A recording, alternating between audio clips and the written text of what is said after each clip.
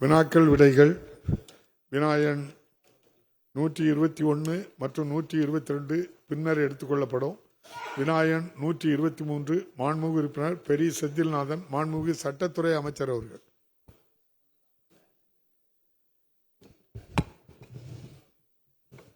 மாண்புமிகு பேரவைத் தலைவர்களே, விடை ஆ இல்லை, ஆ எனவே விடை வினா எழவில்லை. மாண்புமிகு உறுப்பினர் செந்தில்நாதன்.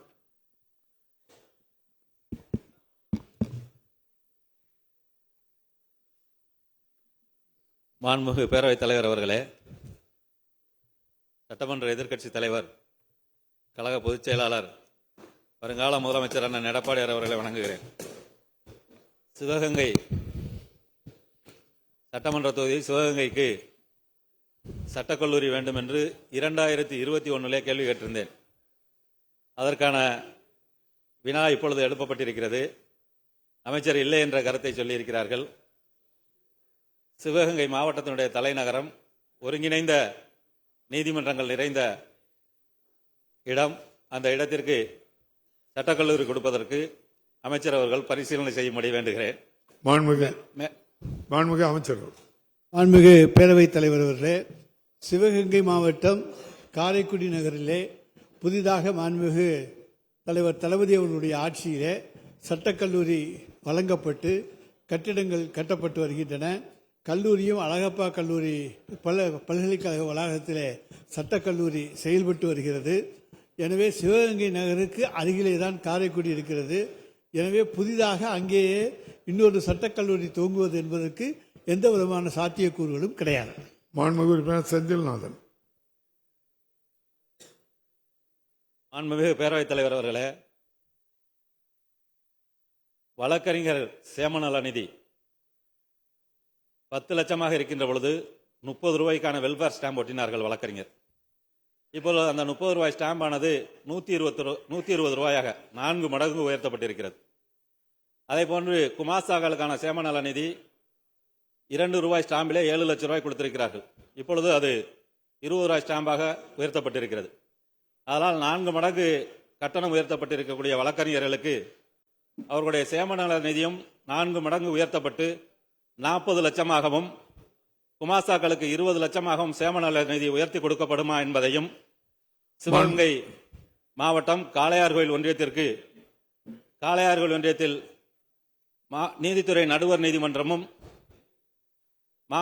முதன்மை மாவட்ட உரிமையியல் நீதிமன்றமும் கொடுக்கப்பட வேண்டும் என்பதையும் இந்த மன்றத்தின் வாயிலாக தங்கள் வாயிலாக அமைச்சர் அவர்களிடம் கேட்க விரும்புகின்றேன். மாண்புமிகு அமைச்சர்.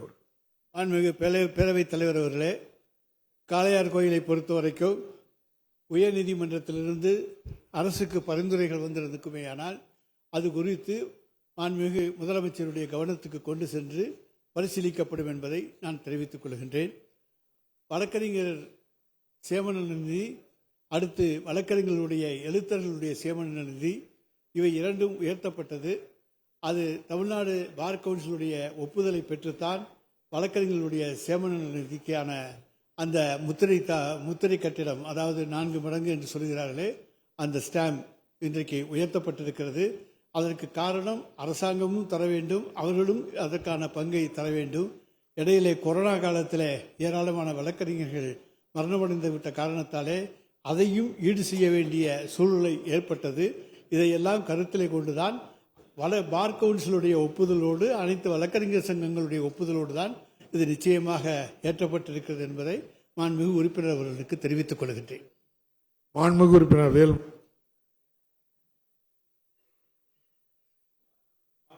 மாண்புமிகு பேரவைத் தலைவர் அவர்களே, என்னுடைய பண்ருட்டி தொகுதி பண்ருட்டி நகரத்தில் ஒரு கூடுதல் மாவட்ட நீதிமன்றம் வேண்டும் என்கிற கோரிக்கை இருக்கிறது. போதுமான வழக்கறிஞர்கள் இருக்கிறார்கள், போதுமான வழக்குகள் இருக்கிறது, போதுமான கட்டிட வசதிகள் இருக்கிறது. மாண்புமிகு சட்டத்துறை அமைச்சர் அவர்கள் நம்முடைய சென்னை உயர்நீதிமன்றத்தோடு கலந்து ஆலோசனை செய்து வரும் ஆண்டிலே அங்கு ஒரு மாவட்ட கூடுதல் நீதிமன்றம் அமைத்து தருவதற்கு ஆவணை செய்வாரா என்பதை தங்கள் வாயிலாக கேட்டு அமர்கிறேன். மாண்புமிகு அமைச்சர்.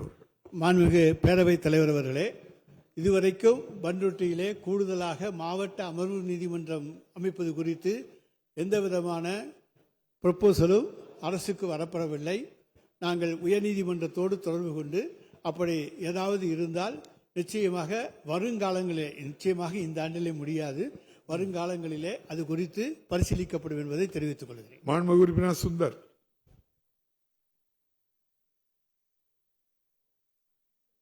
மாண்புமிகு பேரவைத் தலைவர் அவர்களே,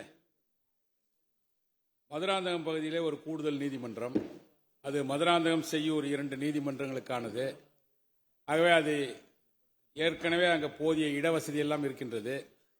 எனவே அங்கே மதுராந்தகம் பகுதியிலே ஒரு மாவட்ட கூடுதல் நீதிமன்றம் அமைக்க அமைச்சர் முன் வருவாரா என்பதை அறிய விரும்புகிறேன்.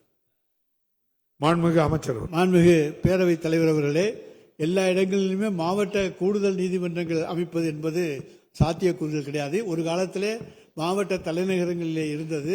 இப்பொழுது மாவட்ட கூடுதல் அமர்வு நீதிமன்றங்கள் என்பது அங்கே இருக்கக்கூடிய பக்கத்தில் இருக்கக்கூடிய பொது வழக்காடிகளுடைய நலனுக்காக, நன்மைக்காகவும், வழக்கறிஞர்களுடைய நன்மைக்காகவும் ஒரு 20, 30, 40 கிலோமீட்டர் தொலைவிலே இன்னொரு கூடுதல் மாவட்ட நீதிமன்றம் அமைப்பதற்கான சாத்தியக்கூறுகள் வழக்குகளுடைய எண்ணிக்கையில் அடிப்படையிலே ஆராயப்பட்டு உயர்நீதிமன்றம் அதற்கு ஒப்புதல் தந்து அதற்கு பிறகு அரசினுடைய நிதிநிலைக்கு ஏற்ப அவைகள் எல்லாம் இன்றைக்கு பரிசீலிக்கப்பட்டு வருகின்றன.